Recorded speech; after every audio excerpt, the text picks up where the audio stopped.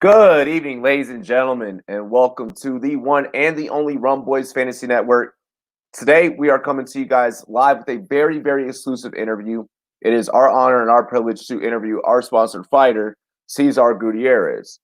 Now, before we get into that, first, make sure that you guys hit the subscribe button, spike the like, of course, and dive off into the live chat. Any questions that you guys may have for our fighter, let us know. Whether it's about his bout coming up, or whether it's about just MMA in general, or what it takes to be a fighter, so on and so forth.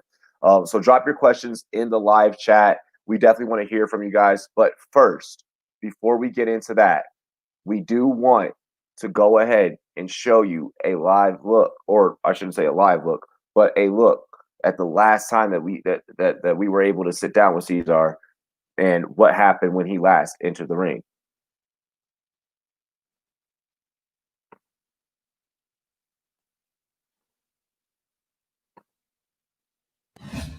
Pressuring and throwing hands here. Nice lateral job. He did a good job of popping his hips because a lot of times when you see that throw, people will just sit to their butt and expect to roll through. He pops his hips, advances the position, gets the darts choke, get his hips lateral to Colton Hill, and gets the finish.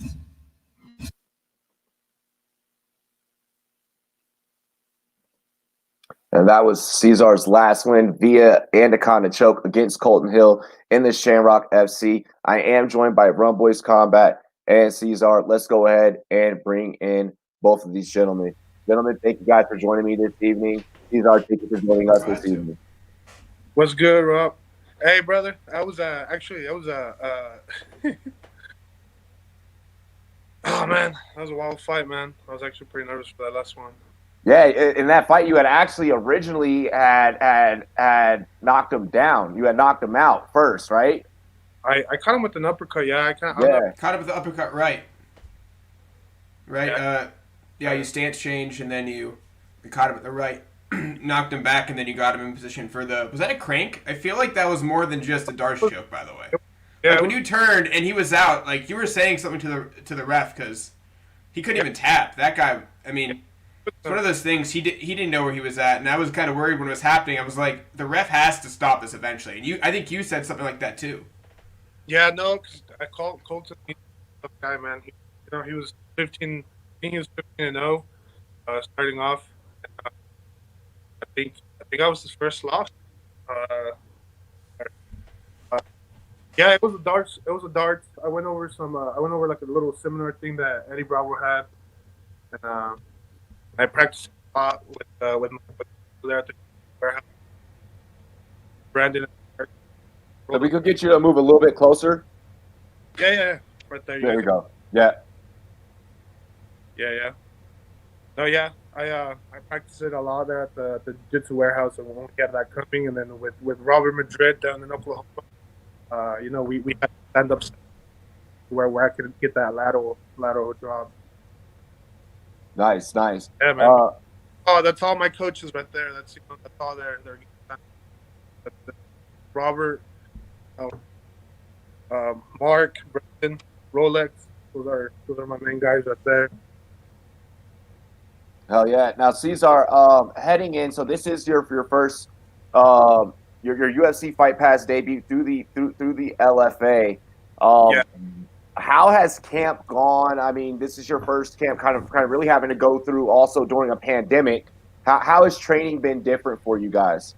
It's great, man. Like at the jiu-jitsu warehouse, it hasn't slowed us down at all. Like we're all there. With Oklahoma 580 MMA, it's just me and my coach, two other sparring partners, and that's it. But it's I actually it's kind of selfish, but I like it better. They're all full. It's different. It's a different level. Like it's a Shark Tank the whole time. It's me in the middle the whole time. And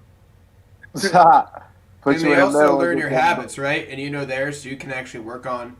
Yeah, and but they take advantage of you, knowing that your weakness is this, so you just have to work on your weaknesses without even really thinking about it. Yeah, exactly, man. Like, I mean, it was kind of like that out a lot, you know. And well, another person that helped me a lot, you know, with my cardio, liberal CrossFit, a lot of CrossFit too, with Sheldon White. That everything since I moved to Garden City, Kansas, not before, still training over there. But everything I got from Sheldon, I took it with me, and I'm still, you know, I'm still using it. Still, he's still in the picture. Once in a Amen to while, that. I'm just with my CrossFit, I hit him up, my best, whatever I call him up. I'm just with my CrossFit, I hit him up. Oh, Cesar, I think your audio might be cutting in a little in and out. Yeah, yeah. I don't have any.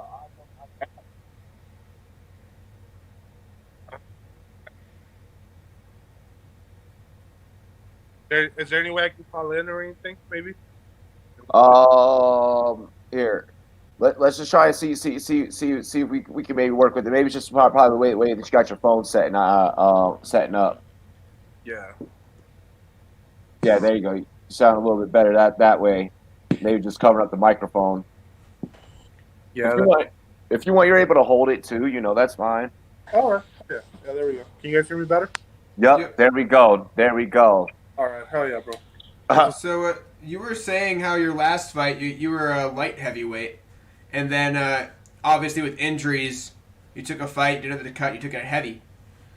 So what weight ideally is your heavyweight cut per se, or just where you want to be for the fight? Because you're obviously settled on the heavyweight. I with LFA. I like. Okay, so it just depends, man. Like, okay, like Colton Hill, he took. I don't know how he took the fight. He was actually a lot lighter than me, man. He was. Colton Hill's, you know, a light heavyweight. Yeah. I do fight light heavyweight. I haven't 207 when he walked in there. I looked up. That was his weigh-in. Yeah, dude. Colton Hill's a fucking monster. Like maybe they underestimated me. Maybe they thought, you know, because I usually never use my ground game. You know, I try to go in there and bang and put on a show for the people. But we really needed to get that win to get back on track. I mean, you did catch him though. The reason the ground game worked is because you caught him with the uppercut. So yeah, that's hard. And you know, that's like I said, that's all thanks to my stand-up coach Robert Madrid. You know, he's been helping me a lot. You know, and I'm with him every weekend. I'm you know, he's with me all the time, and that's you know, he's just focusing on me, and I really appreciate it. You know. Oh yeah, hell yeah. Speaking of the focus, has the focus? I shouldn't say the focus has changed. Are things different with this opponent heading into this fight versus your last fight where we saw, you know, you just came in, you were ready, you were aggressive, you know, ready to put on a show. What is your thought process heading into this one? It's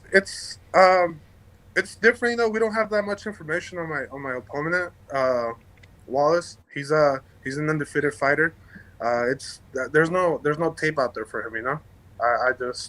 It's you know, we're kind of basing off what you know what the how do you say the rankings say, like on the website and stuff. But that's what we're going off of. I mean, we don't really know much about him. I mean, I'm just gonna go in there and do work. Something big that has changed. You know, we changed. I changed management. DJ, you know, he was a really good friend of mine and stuff. He was going through some problems, some health problems, and some other personal stuff. And we ended up. Well, he ended up shutting down TNT, and yeah, I moved to MBM, Midwest Brawler Management, with Andrew. Big old shout out to him. He took me in. He got me this big opportunity here with LFA. Oh yeah. Going into UFC Fight Pass. So of course, if people want to watch your fight, you'll be fighting through the LFA on the UFC Fight Pass. Actually, I was going to tell you this. That's actually my second fight in the UFC Fight Pass, but my first second. Sorry.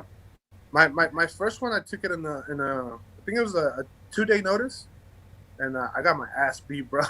It was an amateur fight actually, but I mean that's what happens when you do that, you know, and you learn from those mistakes. You know, I did a lot of short notice. You know, most of my losses are all, you know, a week notice, 2-day notice, 3-day notice fights. You know, this one you've had time to prepare for. We've known about for a while. Yeah, man. He took care of me. They gave me the time I needed to train, and they gave me the 3 months. So is this your longest camp you've had, probably between fights? Yeah, this one in Colton Hill. Because you were coming off that injury, I recall, so you really didn't get much of a camp for Colton at all. No. I was okay. I was the injury was perfectly fine. Actually, like before we went into the interview for that last fight, I told him, I was like, don't even talk about the injury. That's not gonna affect me in any way, you know, because I was already perfectly fine. Like I did a full camp for that one. Yeah, we went in that one, and that's why shit happened the way that it did. So no, Colin's he's a warrior, bro. Like I said, you know, he was an undefeated fighter. Also, he was, you know, he beat some people I lost to, actually. You know. So, yeah. It was, you know, I don't know. Matchups, right? Yeah, it's weird. It's MMA, man. You just never know what's gonna happen. But it also shows the strength of the division right now. I feel like between, you know, heavyweight and light heavyweight, you know, from the bottom to the top, it's chock full of guys that any given day it can be one of you guys' day. Does this fight kind of set your path towards you know, through 2021? I know you and I, we've talked personally. You have a couple of events that are going to be set up. Is this kind of starting your path and your trajectory towards, I'm looking for the big dogs? If I could just start getting through these next couple of fights, yeah, is now Dana, let's talk now on your mind? Well, I mean, it's, you know, it's all on my management. I'm leaving. You know, I'm putting everything on MBM. You know, so he's gonna be the one taking care of all that. I do have I did sign a contract for 6 fights, so I'll be fighting 6 times this year. I don't know what days, you know, but it's gonna be 6 times this year. Usually, I try to only fight like 3 times a year. But hey, it's You're time on to that get Kevin to Holland schedule. It's time to get to the bag. 5 times in 8 months, and I think you left the first round maybe twice. Back to back. I do it. I'm gonna do anything they give me. MMA, boxing, kickboxing. Bring it on. Let's do it. I'll fucking do jiu-jitsu tournaments too. Jiu-jitsu, wrestling. I just want to stay active. Speaking of that, have you actually just looked at other options, more specialty fights, just to sharpen up skills in between? And no, I mean, it matters on the record, but I mean, at some point, you have to think, hey, I'm fighting a guy that does this for a living, so I got to figure something out if I can beat against this guy. I don't look at none of that stuff, man. Like that's all up to my manager. You know, he's the one who knows best for me, and he's the one who's gonna be doing all that. You know, he's gonna be picking my fights or taking fights from me or making offers and contracts and all that. I really don't care who I fight. For me, I would like to fight the toughest of the tough. You know, you know, that's why I took the Anthony Grant. That's why I took the Antonio Martinez. You know, that's why I took those big fights. You know, number 1, number 2 guys. Those are my only losses right there. Number 1, number 2 guys. Missouri and then Southwest. Do you feel like I know that you mentioned, you know, you took those and those were lessons learned. Do you feel like those lit a different type of fire underneath your ass to where you're looking at these next 2 fights to just any opponent they hand you? Yeah, well, I didn't have the right leadership back then. It was just me. I didn't have a management. It was just me, promoters calling me, and they'll be like, "Hey, you know, this guy pulled out. You want to step in?" And I'd be like, "Yeah, let's do it." It'd be 2 days, 3 days, and honestly, it was like bad decisions on my part because I was just doing it for the money, and that was really stupid, you know, because I ended up just, you know, getting hurt and getting beat, and then it affected my record. But you're more. But would you say that you're more solid and you're more sound now? You're coming from a place of like I know what I feel whenever I talk to you. You know, you're coming from a place of yo, I'm ready to do this. I'm ready to become. I'm ready to take it to the top. I'm ready to become champ. Hell yeah, always. I mean, that's the mentality I keep, and that's the mentality of my coaches, Robert, Mark, Brandon, Rolex. That's what they give me. So that's what I have in my head, you know. Hell yeah, So, hell yeah. so this is more of an overarching question. Why do you think in MMA losses are so quickly forgiven and you could just build from them? Like you look at, for example, Hooker this weekend fighting. He has 9 losses. He was a losing fighter up until 15 fights into his career, and it's just forgiven. People see him as a top 5 lightweight in the world. Like, why do you think MMA is just so forgiving when it comes to losses compared to boxing? I don't think it is, man. People remember. People. I don't agree with that. I think people will bring it up to you. It's always going to be there. And even if promotions or whatever, or fans whatever forget about it, that's because they're on your side.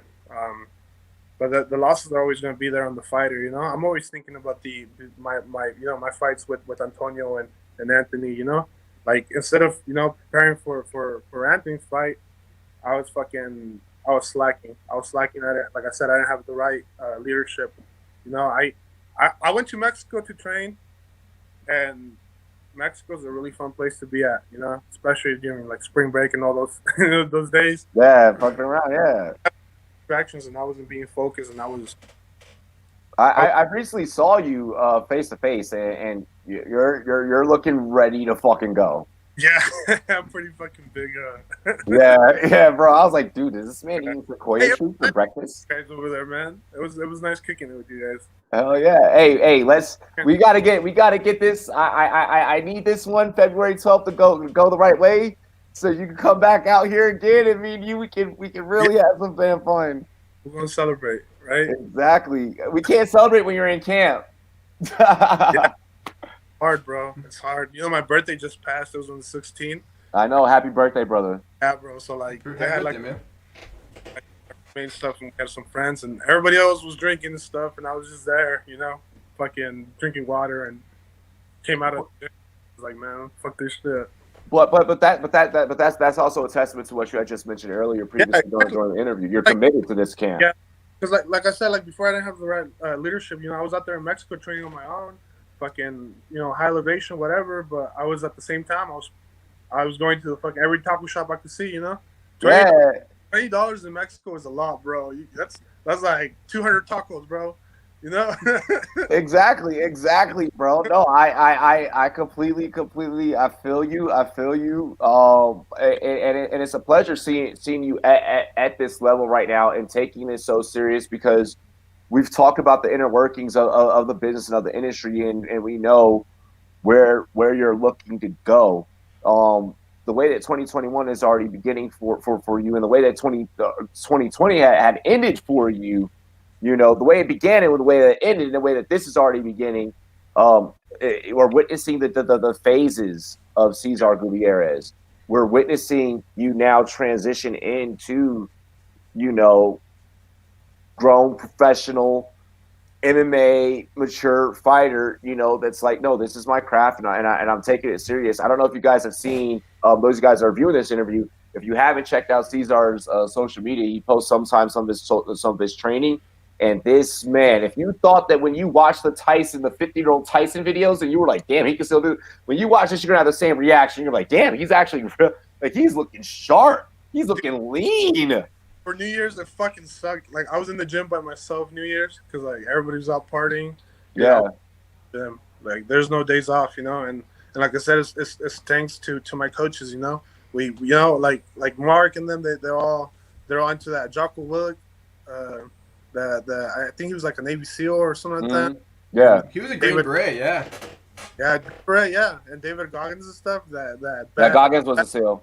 Yeah, bad motherfucker mentality, and that's what they had me on, So even no holidays off, nothing off, Training every day. Speaking of that, so are you getting into the last 2 weeks of hard camp before the cooldown period?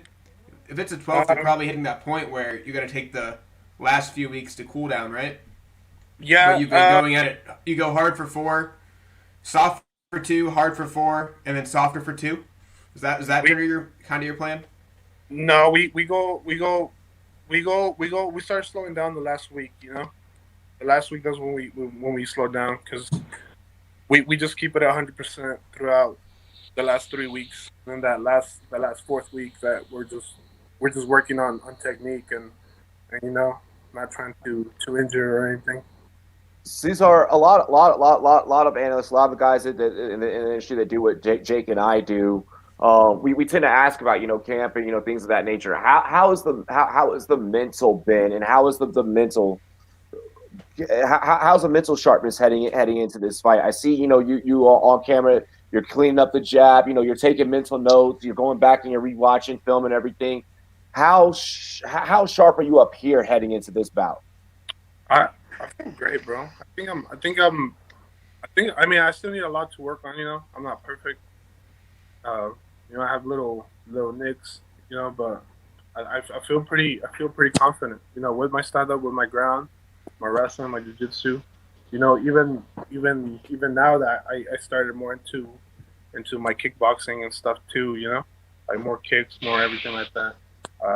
Even before I got back, before COVID got really serious and stuff, I was down up there in at Glory MMA. I was only there for a couple weeks, nothing too serious, but whatever I learned there, I brought it back with me. And those guys over there at Glory, they're monsters, they're animals. Everybody there. Facts. Oh yeah.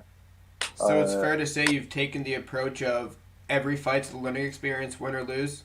Because some fighters, I feel like when they win, they're content and they just don't take the tape as seriously. They take the W rather than seeing their flaws that they could have done better. And I guess Chael Sonnen always said this. He said, if you're not improving after a win just as much after a loss, you're not doing the MMA career right. Why even do it at all, bro?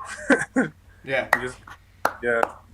Yep. He said there's no perfect fight, and if you find one, find a flaw and fix it. Hell yeah. Yeah. So let's go ahead. Let's take your mind off of camp. Let's take your mind off of all that really quick, okay? I got a question for you. All right. Of course, still keeping it MMA related. McGregor Poirier is taking place on the 23rd of January. So this weekend, what are your thoughts about that fight? I know that you are an MMA enthusiast. You call me all the time. You're like, bro, did you just see that knockout? What are your thoughts about this mega matchup? I don't know, dude. It's a hard one, I go for the underdog, bro. I take Poirier. Everybody, is so hyped up on McGregor, but I think Poirier has seen McGregor's, kind of like how Chael Sonnen did it with Anderson. Chael Sonnen showed everybody, hey, take this motherfucker down, kind of like that. And I think that's what's gonna happen. I think Poirier take it. Speaking of, man, Chael Sonnen, never could you win 7 rounds against Anderson Silva and lose twice. That must be the worst feeling for him every day when he wakes up. Oh man, he was winning both of those fights and just messed it up on his own. I'm a huge Chael Sonnen fan, bro, and I lost so much money. I fucking love Chael, bro. He fucking, oh man, dude, I was so upset. It sucked. It really sucked. I like Anderson too, but Chael was like my idol. Who the American Gangster, right? Yeah, the fucking. What's that street he says he's from? Which I believe he's from there, but the mean streets of something. I always forget it, but it's hilarious. Portland. He's from Portland. Yeah, but no, he's like, I'm from the mean streets of whatever. Yeah, it's he says he's from Portland. And it's one of the funniest things, because like you don't know who he actually is until you watch his YouTube channel. It's like, that wasn't him at all. And it's not like where he's from is like not gangster at all. It's like at all. No. But he has been in his fair share of fights. Who has been your biggest influence? Who is somebody throughout the history of the sport? Of course, everyone's like Bruce Lee. Who is someone that throughout the history of the sport that you're like, that's someone I've idolized and I mirrored my game off of? It's like Besides confident Liddell, 'cause I know you influence. said that last time. I know you said Chuck. Yeah, Liddell you said last time. Liddell last time. Yeah. You know, a big inspiration for me when I was, when I really got started and stuff, I was younger. I was probably like 16, 15. It was Keith Jardine, bro. I fucking, Keith Jardine was always like, he was always the underdog. Everybody, doubted Keith Jardine, every single fucking fight, and he ended up knocking out, most of his opponents. Yeah, I fucking love Keith. I met him in Amarillo, Texas, and when everybody was telling me, like I was dumb and stupid and stuff like that, he's the one who kind of like, hey, dude, just keep working on it. But yeah, Keith Jardine. I always, Keith Jardine, Cho Sonnen. That's who I like a lot. Oh yeah. I feel like the modern day version of that's just Neil Magny. The dude wins all the time and has that one loss every 4 fights, and nobody knows that he's gonna probably break GSP's record for wins in the welterweight division. It's insane. Yeah, nobody knows that this guy's that old. First of all, because he looks so young, but he's been around forever and he's breaking records that people don't even consider him for a title. Khabib was the same way. And he's fighting this weekend, and I'm like, people are like, oh, yes. I'm like, do you know Neil Magny wins all the time and he's never favored? Like, you should not bet against this dude. Defeated. Khabib wasn't defeated, and nobody ever really, like, talked about Khabib, Yeah. And that was Nobody just, maybe just 'cause paid he was just a wrestler, he called Conor a chicken on the undercard. Nobody. And then 3 fights later, he was fighting Conor to defend his championship. Like, people don't realize that Khabib, like, you can argue the title defenses don't match up with GSP. It's because they didn't push him that way. And if he would have fought those guys sooner, he would have stopped everybody in that division and had maybe 4 to 5 more defenses if you gave him a chance. Right now, I'm a really big Gaethje fan. That's Gaethje. I'm fucking. Because Gaethje fights with so much heart. So you're in the rumors, the rumor mill. I'm sure, like I am. Do you think he fights Charles Oliveira? And it's just a matter of time until they announce it after the McGregor card. I want to see Gaethje and fucking what's his name, Chandler. Everybody keeps maybe. I mean, if Chandler wins, I could see it. I don't know. Actually, that'd be tough because Gaethje's off a loss. Has he been matched up yet, Chandler? I haven't. Yeah, he's fighting Hooker this weekend. Yeah, this weekend. Okay, he's gonna be on that. If he takes that, yeah. Chandler. Dude, I think, that'd be a scary fight for Khabib too. Yeah, but he's retired. Dude, he says he is. He says he is. I think he wants that 30-0. I really do, but I don't think he's gonna. He's gonna wait. I think he's gonna find somebody and come back. I don't think there's anybody right now in that division that's at the top 5. He'll fight. I think he's gonna find that person later. And come back in a couple years. I just seen this interview they posted about GSP. Yeah, I was about to say GSP or bust. It's got to be GSP or bust. Like, that's the only thing you can do. Well, Dana said GSP is not going to fight him at 39 years old. He's like, I know what I can do. He's like, I'm an old man. I'm not gonna touch that guy in the octagon. I'll hurt myself. So funny, what happened? Watch. Hey, funny. We all said that Mike Tyson would never box again, and guess what? Money talks. Even though we all know Mike Tyson won that fight, it was another draw. Oh yeah, we all know that Mike Tyson won that fight. Hey, he said, hey, boy, we could really win it back again, okay? We should really do it. Roy said, no, motherfucker, hell no. I got the most important question, man. What was he saying? We could do our rematch. Fucking Roy was like, nah, hell no. So Cesar, the most important question: how many rounds would Jake Paul last with you? Jake Paul? Yeah, I don't know. MMA? MMA? None. Boxing? I don't know, man. He looks pretty. He looks like he actually has some. He actually does have power. Yeah. Surprisingly, I don't know if he can stand with the striker who has ever done it more than twice. But and some people are gonna probably hate me or whatever for it. But I honestly think boxing is harder than MMA. Oh well, yeah. You're not. You don't have as many weapons in your arsenal. It's just upper body. It's just all this. These motherfuckers get knocked on their ass and they still get, they get a takedown to see if they want to keep going or quit. And, most fighters are going to get up and keep going. Did you see Ryan Garcia get knocked down by, what's his name? Yeah. Dude, the way that he fell, Yeah. the way he fell on his shoulder, like he just He was out. like, I was out. yeah, I was like, I couldn't believe that Ryan Garcia actually hit the canvas. I was like, oh hell no. I was like, it's done. And he wants to fight Pacquiao? You want to fight Pacquiao? Yeah, man.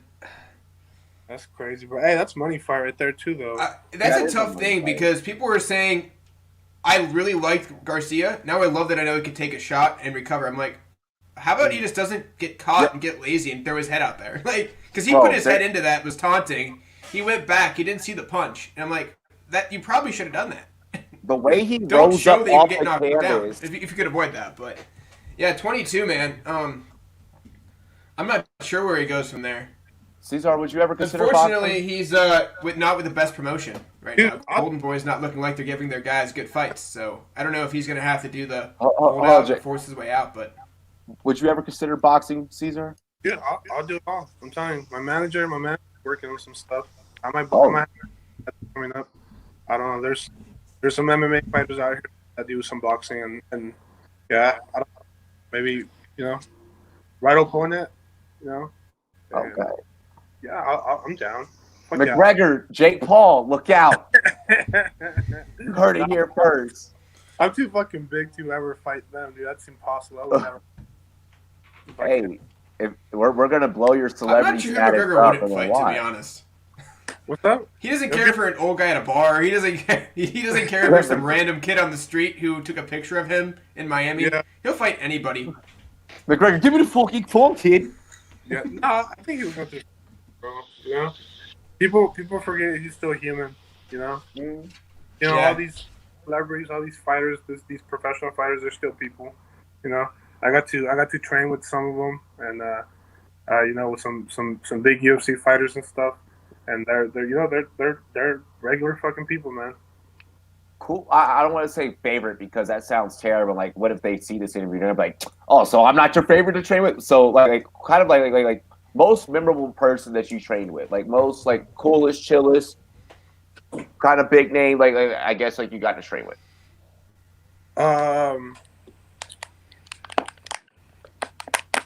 No, this was like I said. This is back in my young days before I even actually had a fight. Like I was up there. I actually went to Jackson's when I was younger, bro. I went to Jackson's I was only there for a week because they're fuck. I mean, I don't try to talk shit, but they were pretty mean. They don't really want to. The only person that actually wanted to train with me was Jardine, and that's during Rashad was champion, bro. I was a fucking kid. Yeah. Nice. So you've been doing this for a hot minute. Speaking of kids, final question. What is your advice to the young folks out there that are doing jiu-jitsu, doing karate, taekwondo, muay thai, any type of mixed martial arts, boxing? What's your advice to the young ones before we sign off here? Dude, just keep on grinding. Don't give up. It's freaking. You might be the next. You might be the McGregor. I've seen people from from around Southwest Kansas and over here on the Wichita side, and Kansas City side, make it to the Contender Series. People I know, people I met, people I talked to. Like Steven Wynn, from Wichita. He had a pretty big loss in the Contenders, but he was winning every fucking round of that fight till he got caught with that flying knee. That dude's a bad motherfucker, bro. Yeah. There's other people coming up too that are not known yet, but I know they're gonna be up there. Like I have a buddy of mine, Braxton Everett. He trains up there with Caveman Rules, Bellator veteran, and Wilk, and fucking he stays grinding, and I'm pretty sure that's one of the guys that's gonna make it up there to those high levels, Hell yeah! But who knows, kid? You could be the next Cesar. Yeah, I feel like James Krause has really invigorated MMA in that area. He's been, I mean, he's an older fighter now, but St. Louis, all the talent he brings in from the Midwest, James Krause is the nicest motherfucker ever, dude. Like, he's so I got him to do a shout out for Robbie for Rumboyz last time I was up there at KCF. I had one of my buddies fight for his promotion. And yeah, man, the dude's fucking. I don't know. He's super nice. I lost my watch. I lost my first fight with Antonio. I lost my watch. My ex-wife had bought me this really nice fucking. I forgot the fucking name of the brand. This is an expensive watch, and I lost it. And this dude he saved it for me. And he's like, hey, I have it. Come over to my house, pick it up. The dude was in there with, I don't know who the fuck he was in his garage with, but they were working out. I pulled up and he had my watch for me. He's like, hey, here's your watch, bro. Dude, that's dope. This might be a tough thing for you to answer unbiasedly. If Buckley and Krause were to fight, I think I know who you... Krause is going to fuck him up. Yeah. Why does nobody like Buckley from that entire state? I feel like no one likes the guy. Yeah, Krause. Why does nobody like him? I feel like he's not a bad guy, just from what you see in the interviews. But everybody who trained with him and Krause literally just calls him out and does not like him for some reason. Krause is a fucking great person, dude. He's an amazing guy. I don't know if you know his story and stuff with the siblings and the kids and stuff. I don't know. He's an amazing person. He's just a great guy. Only guy to take a fight. He should have won that fight, by the way, and then corner somebody the next fight because he's a head coach and took a fight a day before. Yeah, dude. Weight class above. He's a bad motherfucker, dude. You know, he's a great person, dude. I don't know. I don't have nothing bad to say about Krause. Krause, he's always been a nice guy. Every time I get to him, you know. Well, hey, I'm not gonna keep you too much longer. Yeah, man. I know that you're busy, brother. Thank you for taking some time out to answer the question. You know who's really mean up there at Glory? Well, she was up down there. She's still up there. Megan. Megan and who? Olivia? I think it's Anderson. Megan Anderson, the one fighting Amanda Nunes in 2 months. Yeah, dude. She's fucking mean, dude. She's a female in a male-dominant sport. Of course she is. Dude, she's intimidating as fuck. I don't know. Maybe it's because I was going to fight her teammate. That was during the time I was going to fight Antonio. Oh, yeah. Yeah, she's probably, yeah. Well, okay, the thing I noticed about her is whenever she's at the desk, she's very standoffish, but she's friends with Anthony Smith and Anthony Smith's wife. So, like, she's really nice to certain people that she trains with, but, I mean... Megan Anderson's married? No, Anthony Smith. Anthony Smith, yeah. And his wife are good friends with Megan Anderson. Yeah. So, whenever they have a fight with her, the only person she talks to is Anthony, because they train together all the time. And it's one of those weird things where she just I see her training with a lot of guys all the time. I follow the Glory page, and I follow some of the people I know from up there and the people I train with up there. But yeah, she's in the gym with everybody. There's not many women her size. This wasn't nice for you. She's super tall. Yeah. She's really tall. Dude, I was like, you get that like superstar what's it called? Starstruck moment, yeah. Like when I seen her, I was like, oh shit, it's Megan Anderson. Like, how tall is she? They say she's like around 6 foot. I was like, if she's 6 foot, she's taller than me, bro. She's fucking gorgeous, but she's mean, dude. She's a scary person. Hey, I seen her. She's a professional fighter. Yeah, of course. Hold on, ladies and gentlemen. Did I remind you? Earlier I said I have met this motherfucker in person. We are also gonna party up after he secures this damn W. And there's a female MMA fighter taller than this person who's maybe 6'3". He's taller than me, and I am tall. Dude, no, she's tall. Hey, let me tell you the story though. I seen her in the hallway before I fought Antonio and stuff, and like I was gonna go and try to get a picture with her, maybe get a hug and stuff. And well, I bumped into her and she told me, "You ready to get knocked out?" And all my fucking. And that's fucking. Doesn't she call fights for that promotion? Yeah, I think so. Yeah, I think she does. So wait, the announcer literally was instantly biased before he even walked to the octagon. I mean, that's kind of awful. I saw the audience that day. I don't think she was announcing that day. Okay, I'm just saying because I know she calls fights for local promotions all the time. Yeah, no. And I was like, that'd be really bad if she called out a fighter just to give her teammate. I'm like, that'd be. I mean, she's kind of standoffish, but like, no, that'd be really classless if you do that. That'd be terrible. Well, Cesar, I'm looking forward to commentating your match February 12th. Friday, February 12th. We'll probably have to do like a Rumboyz After Dark like watch party and everyone watch it together and react to it, get the whole panel on. Hey, tune in to LFA, on UFC Fight Pass, February 12th, bro. Yeah. Oh, yeah. I was about to say, yeah, go ahead and plug your fight. Go ahead. Yeah, close it out. Go ahead, Rob. No, you plug your fight. I'm sorry, bro. Damn, it's your show, bro. No, it's all you, man. It's all you. It's your interview. Hey, just be ready for a show, I know this guy. He's this guy I'm fighting. He's a tough guy. He's fucking. I don't know. I heard they try to call him the hillbilly crow cop. So I don't know. Maybe he throws some kicks to the head or something. I don't know. Hey, that's okay. If you're gonna do illegal punch to the head, I mean, hey, it's all good. We got it no and take fear. the points, right? We got no fear. Bro, no fear. Hell no. Nah. Never. Exactly. Yeah, Hey. Except Megan Anderson, bro. She's scary. Hey, we appreciate you for joining us, brother. Thank you for your time. Jake, let everyone know where they can follow you really quick. Yep. Rumboyz_combat. Oh, keep going, man. You're good. Oh no, I'm sorry, my bad. I thought he was talking to me. Go ahead, brother. Oh yeah. Well, no. Rumboyz, Actually, yeah. Cesar, let people know where go they can first, follow man. you. Take all my time. Oh, I'm sorry. Take bro. all the time you need, man. Yeah, let people know where they can follow you. Hey, real quick. I wrote an article. That's all. Yep, Find it on Rumboyz.com. That's all you gotta know. It's just CJ MMA Gutierrez 32 on Snapchat and CJ MMA Gutierrez at Gmail for Instagram, Facebook.